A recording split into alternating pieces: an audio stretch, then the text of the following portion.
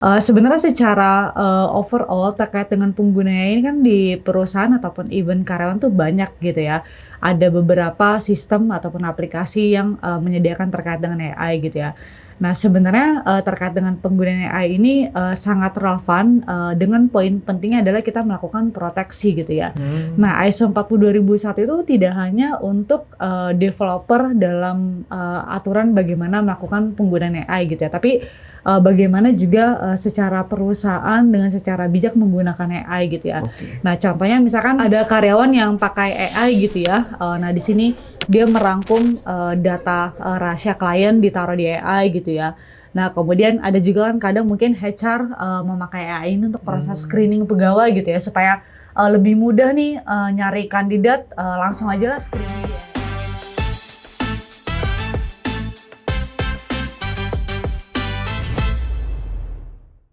kembali kita berdiskusi terkait dengan, yang namanya Robel Talk ya. Kita membahas hal yang sedang sangat happening di kondisi perusahaan saat ini, yaitu bagaimana mengenai penggunaan AI ya, artificial intelligence, di mana ya kembali pada saat ini sedang sangat masif untuk digunakan, sehingga kita butuh tahu lebih lanjut bagaimana regulasi atau pengaturan yang perlu kita lakukan di perusahaan saat ini.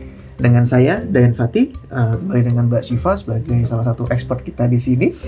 Mari kita berdiskusi ya Mbak terkait dengan penggunaan atau tata kelola AI di perusahaan seperti itu. Oke, boleh kita coba bahas lebih lanjut ya, terkait 40 2001 karena memang sangat-sangat menarik nih ya, hampir semua orang kayaknya menggunakan AI gitu Tuh, ya. tadi Mbak Syifa sempat mention ISO 42001, betul ya? Ya, Nah, karena ada standar yang berlaku ya di sini. mhm. Nah, kira-kira tuh standar apa sih Mbak ISO 42001 itu?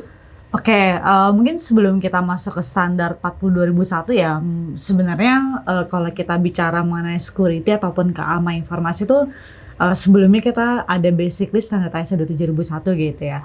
Nah, ibaratnya tuh standar 27001 ini adalah, terkait dengan standar kan yang mengatur dari sisi keamanan informasinya. Hmm. Nah, sedangkan tuh sebenarnya ISO 42001 itu bisa dikatakan adalah sebagai instruktur ataupun bisa dikatakan sebagai tata kelolanya, yang di mana, merupakan sistem manajemen ya, yang mengatur terkait dengan penggunaan AI ya, di perusahaan, bagaimana cara berperilaku bijak, etik dalam penggunaan AI, kemudian, di mana untuk, standar ISO 42001 ini adalah merupakan standar internasional gitu ya, yang mengatur, bagaimana perusahaan melakukan pengelolaan resiko terkait dengan AI, kemudian juga memastikan bahwa, AI itu, dapat secara bijak ya, digunakan, dengan adanya proses transparansi, kemudian, dan tidak membahayakan dari sisi proses bisnis gitu ya. Oke.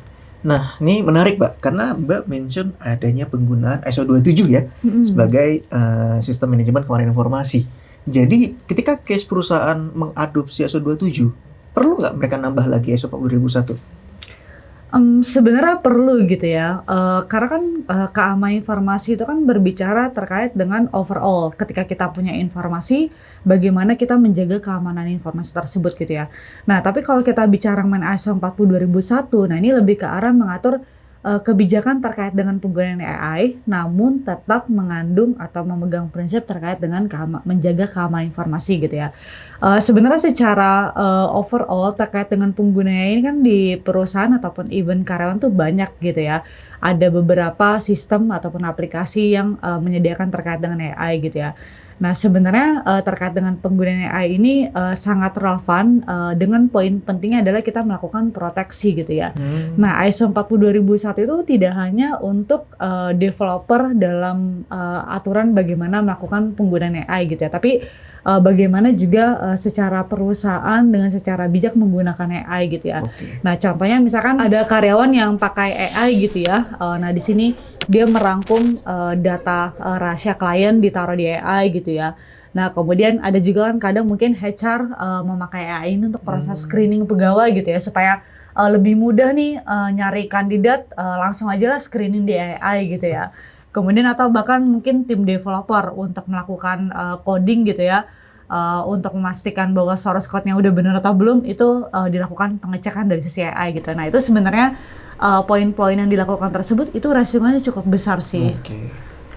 Jadi memang kembali untuk komplement dari sisi 27-nya, dari sisi keamanan informasi, jika memang saat ini digunakan AI dari tim mereka, kita bisa adopsi standar ini untuk lebih mengontrol tata kelolanya ya. Betul Mbak Siva, seperti itu ya? Iya betul, karena jangan sampai gitu ya ketika perusahaan atau bahkan mungkin karyawan di dalam organisasi ini menggunakan AI justru dapat menyesatkan bagi karyawan itu sendiri atau bagi perusahaan gitu ya. Oke. Nah sebenarnya kabar baiknya dengan adanya 42001 ini dia adalah standar yang bisa diintegrasi gitu ya dengan standar ISO manapun gitu ya.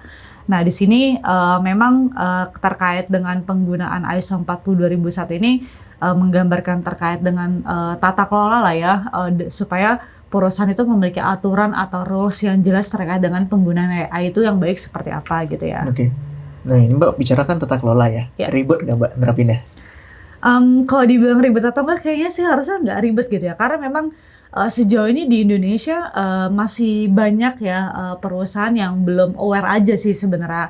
Sebenarnya tuh di Indonesia baru lama-lama ini gitu ya, ada salah satu perusahaan company banking yang cukup besar, mereka sudah menerapkan 42001 loh. Oke. Maksudnya itu di level banking loh ya, padahal dan ini sebenarnya menarik gitu ya, bisa jadi ini merupakan sebuah warning gitu ya untuk company-company besar lainnya atau bahkan di setiap perusahaan yang memang mereka banyak melakukan pengelolaan atau penggunaan AI. Ini harusnya sih perusahaan bisa salah satunya adalah untuk memulai dari mana terkait dengan menerapkan mekanisme AI, tata kelolanya, perlindungannya. Nah ini sebenarnya ISO 42001 ini merupakan standar yang paling tepat gitu ya untuk sebagai awal bagaimana perusahaan menerapkan terkait dengan pengelolaan AI di perusahaan gitu. Oke. Jadi emang nggak terlalu susah banget ya, pasti dengan adanya tata kelola yang baik ya kita menyiapkan evidence yang berlaku sesuai dengan standar ya seharusnya sudah bisa kita terapkan seperti itu Mbak ya. Ya. Mungkin terakhir terkait dengan diskusi kita ya, selain punya sertifikatnya lah kita istilahnya ya, untung buat bisnis itu apa Mbak? Oke, sebenarnya tuh kalau secara benefit dari bisnis, pertama sih sebenarnya meningkatkan kepercayaan ya, baik itu untuk pengguna, nasabah ataupun seluruh user gitu ya. Karena kan saat ini banyak sekali perusahaan yang mereka secara otomatis lah ya, ketika misalkan ngebalasin customer service dan sebagainya, kan itu banyak yang pakai AI gitu ya. Atau bahkan mereka dalam proses pengelolaan datanya pakai AI gitu ya. Nah sebenarnya AI ini memang untuk salah satu sistem yang memang untuk memudahkan pekerjaan gitu ya. Tapi bukan berarti dengan adanya penggunaan AI ini itu merupakan salah satu hal yang cukup baik juga, tapi enggak gitu ya. Nah sebenarnya penggunaan AI itu cukup bagus dan baik, nah tapi namun kita tetap harus memperhatikan gitu ya.